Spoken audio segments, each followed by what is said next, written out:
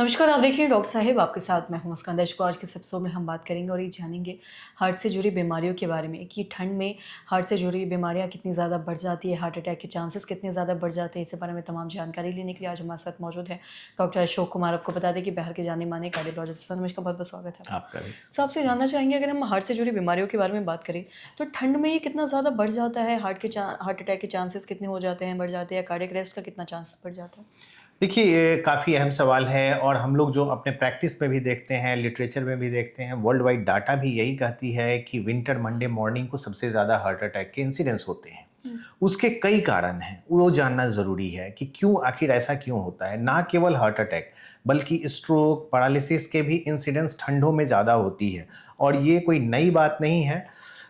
Sorry, नई बात नहीं है। गाँव में भी, शहरों में भी आप देखते होंगे कि बुज़ुर्ग लोग ज़्यादा सचेत हो जाते हैं कि इनको पैरालिसिस मार दिया, उनको मार दिया। हर घर में पैरालिसिस की समस्या होती है। ठंडों में ऐसा क्यों होता है? इसके 4-5 बड़े मुख्य कारण हैं।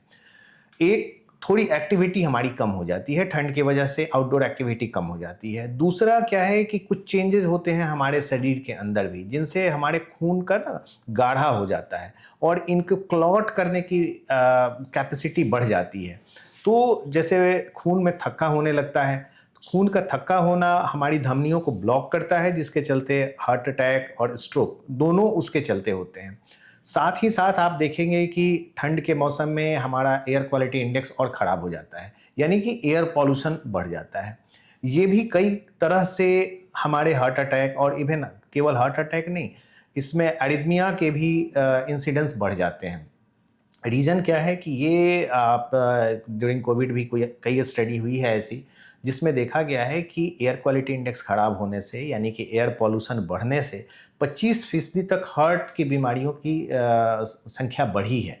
तो इसमें कौन-कौन सी? सडन हार्ट अटैक हो जाना, डेथ हो जाना, एरिथमिया हो जाना, ये सारे इंसिडेंस बढ़े हैं एयर क्वालिटी इंडेक्स ख़राब होने की वजह से। तो 4-5 चीज़ें हो गई। ठंड में आप अमूमन देखेंगे कि खाने का भी चेंज हो जाता है पैटर्न। थोड़े लोग गरिष्ठ खाना खाते हैं, घी, ऑयली चीज़ का यूज़ थोड़ा बढ़ जाता है। आप अपने पार्ट में देखें तो गाजर का हलवा ठंड में सब लोग खाता है, वो घी में ही बनना है। तो ये सब चीज़ें आप देखो कि फैट इंटेक बढ़ गया, एक्टिविटी घट गई, एयर क्वालिटी इंडेक्स खराब हो गया और ब्लड का हमारे क्लॉट होने की जो टेंडेंसी है वो ज़्यादा बढ़ जाती है।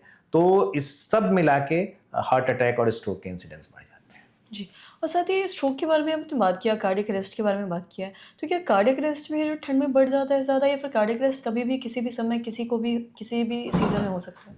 इसमें 2 चीज़ जानना ज़रूरी है, कार्डियक अरेस्ट और हार्ट अटैक, दोनों 2 चीज़ है। कार्डियक अरेस्ट जो हमारा है, वो सडन कार्डियक डेथ को हम लोग कार्डियक अरेस्ट कहते हैं, जो कि आपने कई बार न्यूज़ चैनल्स में और मीडिया में देखा होगा कि सडनली किसी की डेथ हो गई।